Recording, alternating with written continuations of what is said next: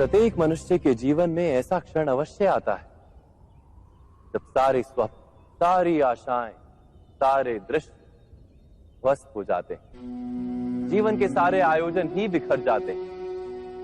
एक और धर्म होता है और दूसरी ओर सुख।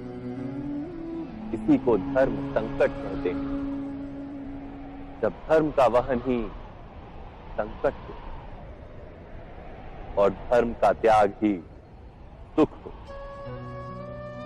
विचार कीजिए, कभी किसी स्वजन के विरुद्ध सत्य बोलने का अवसर प्राप्त हो जाता है, कभी ठीक दरिद्रता के समय सरलता से चोरी करने का मार्ग प्राप्त हो जाता है, कभी किसी शक्तिशाली राजनेता या राजा के कर्मचारी का अधर्म प्रकट हो जाता है।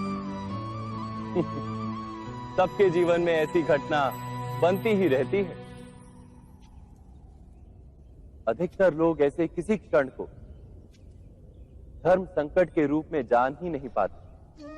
हमें किसी प्रकार के संघर्ष का अनुभव ही नहीं होता। सहजता से सुख की ओर खींचे चले जाते हैं, जैसे मक्खी गुड़ की ओर खींची चली जाती। वास्तव में धर्म संकट का क्षण ईश्वर के निकट जाने का क्षण होता है।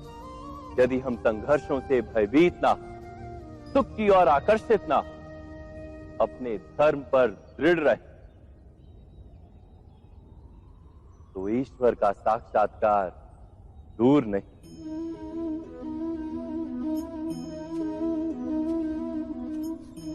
पवन से युद्ध करने वाला पत्ता यदि पेड़ से गिरता है तो भी आकाश की ओर उठता है। पवन से झुकने वाली घास वहीं भूमि पर रह जाती है। अर्थात धर्म संकट से यदि हम संकट को ही टाल दें तो सुख तो मिलता है, जीवन बढ़ता है, किंतु क्या चरित्र नहीं टूटता? क्या आत्मा दरिद्र नहीं हो जाती? क्या ईश्वर से अंतर नहीं हो जाता?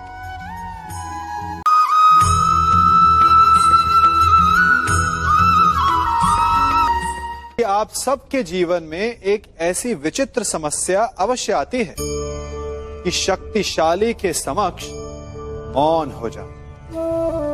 कि उस शक्तिशाली से विवाद करने से बचने के लिए आप मौन रह जाते। मानता हूं ऐसा करने से आप एक विवाद से बच जाते, एक संघर्ष से बच जाते, परंतु ऐसा बचाव एक बड़े संघर्ष को जन्म दे देता है।